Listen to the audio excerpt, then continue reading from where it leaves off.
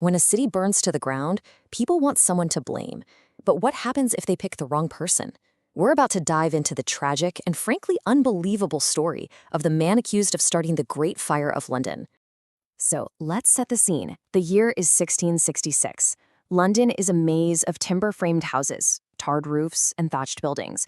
Basically, it's a massive tinderbox just waiting for a spark. And in the dead of night, one September morning, it gets one. And that spark? It came from a little bakery on a street called Pudding Lane. It was owned by a guy named Thomas Ferrinar. Now, he swore up and down that he'd put out the fire in his ovens before he went to bed. But sometime after midnight, his shop went up in flames.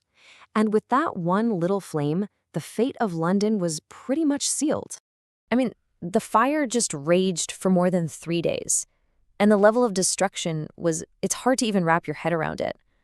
13,000 homes, just gone. 87 churches, completely burned out. Even the famous St. Paul's Cathedral was left as a smoldering ruin. But here's the wildest part. Amid all of that, the official death toll was incredibly low. We're talking maybe 6 to 8 people. An entire city was lost, but somehow most of its people survived. But as the ashes started to cool, a different kind of fire began to spread. A fire of suspicion, of paranoia. Was this just a terrible accident, or was it something more sinister? For a city reeling from loss, grief turned into anger really, really fast. People needed a target. They needed someone to blame. And this is where our story takes a sharp turn. This is where we meet our main character, a French watchmaker named Robert Hubert. He just happened to find himself in the wrong place at the absolute worst time imaginable. And the craziest part of his story, he wasn't even in England when the fire broke out. See, Hubert was just a passenger on a ship, the Maid of Stockholm. He was on his way from Sweden, heading home to France. But there was a war going on at the time. His ship gets intercepted out at sea and is forced to sail to London. So he comes sailing up the Thames on September 3rd, a full day after the fire had already started, and is greeted by the sight of a city completely engulfed in flames. So as the crew is standing on the deck, just staring in horror at this disaster, the ship's captain notices Hubert, muttering, saying these weird words. Now, today, historians think Hubert might have been suffering from some kind of mental condition. But at that moment, in a city terrified of foreign enemies, his behavior looked like one thing and one thing only, a confession. The captain had Hubert locked up in the ship's hold, but he actually managed to escape. About a week later, he's found just wandering around the countryside outside of London. By then, word had gotten around. The authorities thought they had their main suspect, and on September 11th, Robert Hubert was arrested. What happened next is, well, it's a masterclass in desperation and total injustice.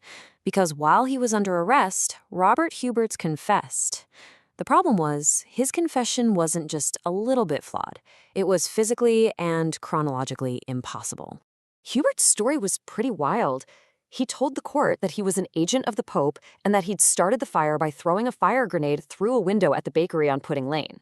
For a public that was completely panicked, it was the exact kind of conspiracy they were ready to hear.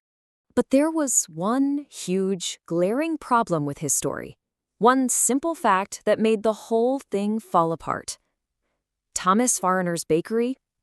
It had no windows, not a single one. His confession was physically impossible from the get-go. And if the physical evidence wasn't damning enough, the timeline just makes it even more ridiculous. Look at this. His ship was stopped at sea on August 31st. The fire began on September 2nd. He didn't even dock in London until September 3rd. There is absolutely no way he could have been there. It's just impossible.